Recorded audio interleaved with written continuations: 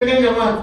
Ukiona unaanza kusengenyana ama kufanya vitu ambavyo vinagonganisha watu vichwa, ujue umeondoka kwenye promise yako. Na ni shetani sasa anakutawala. So keep to the promise of God. Kama Mungu alikuahidi utakuwa. Weka jicho lako kwenye ule uliambiwa utakuwa. Weka jicho lako. Kama Mungu alisema atakupatia hoteli kubwa kwa sababu naiona. Si wachana na haka huko na. Wachana na haka. Weka macho yako kule mbele uone ile hoteli. Mimi si yuko kwa hii nyumba. Kama nyinyi wako sema. Kama nyinyi mko kwa hii nyumba mimi si yuko. Me, I am in a 5,000 seater church. Amen. That is where hiyo ndio nyumba ninajenga hapa. A 5,000 seater. I am in a place, I am in naendesha, nikiwa hapa tu, niko kwa ndege yangu. Si ndege yetu, ndege yangu ya ministry. Ya kunitoa inanipeleka helicopter ama ndege ya kunipeleka. Niko kwa makrusedi kubwa, si yuko hapa. Hapana, my promise is that I will go all over the world to preach the word of God. That is where I am. Well, no, you are being deviated from the promise. And the moment Shetani akifaulu, because that is where he gets you. Shetani atakapofaulu kukuondoa kwa promise yako na Mungu, that's the end of you. Alifaulu kumuondoa Adam na Eve. Alifaulu. Akaenda akadanganya mama. Akampatia tunda kama kula hii tunda. Mama akakula tunda. Akaambia pelekea mzee. Mzee naye akakula tunda. Akaona haya, kwani hii tunda ni mzuri aje? Kutoka hapo walijiona wakiwa uchi. Why? When you get out of your promise you become naked. You're naked. Utakuwa na attacks from all over. Because you have exposed yourself. Because through the promise you are protected. Because God works in His promises. God thrives in the promise. Kama alipromise, God will protect that promise. God is not a liar.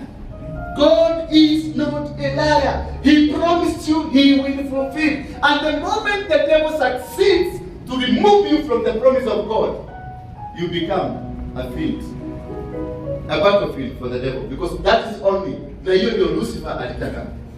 Because man had been promised, akaambiwa, I've given you the dominion over the world, that you shall eat, drink, and become prosper out of this land. It is a promise.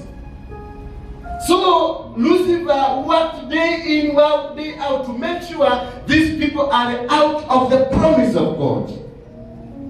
And when they became out of promise God, God became angry with them. Alikasirika. Na akakuja akaambia, yes, mumekula, okay. Basi, kutoka leo. Kwa sababu umejiondoa kwa mikono yangu, kutoka leo utakula chakula kwa sweat.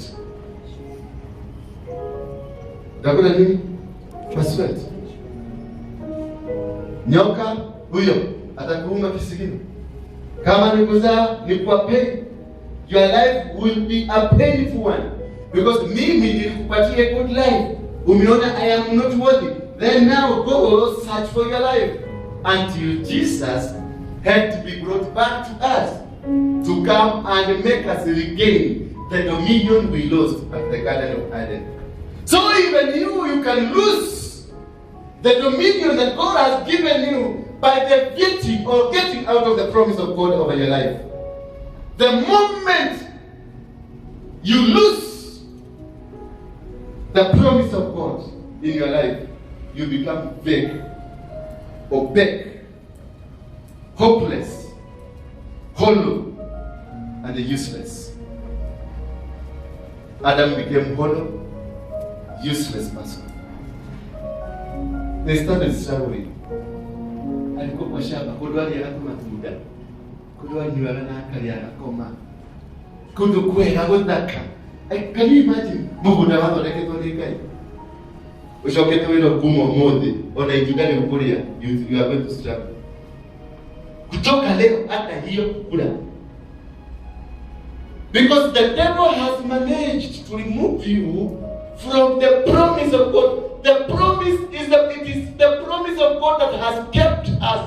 God promised me before I was born, I knew you, I sanctified you, I set you apart, I anointed you unto the nation to become a prophet. That is a promise. That is a promise.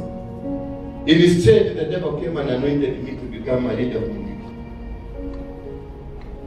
Until I discovered myself, then I came back to know what I am, who I am.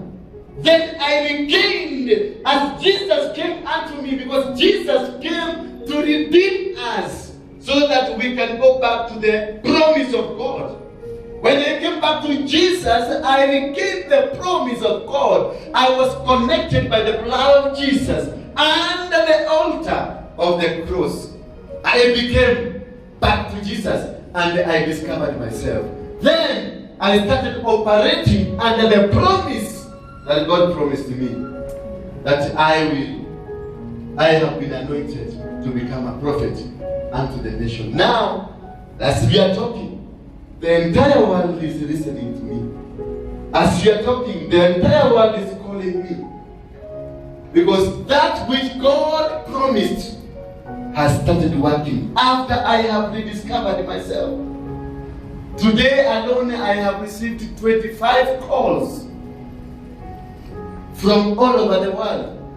2 from Israel, 2 from America, 3 from Australia, from Canada, from UK, from Austria, because God had promised me. It is a signal that He has released to me, that now you are in the right place. Now you have been connected. Now you are operating under my promise.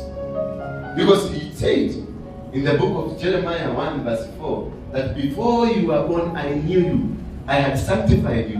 I had consecrated you. I had anointed you to become a prophet unto the nations. Not unto the nation.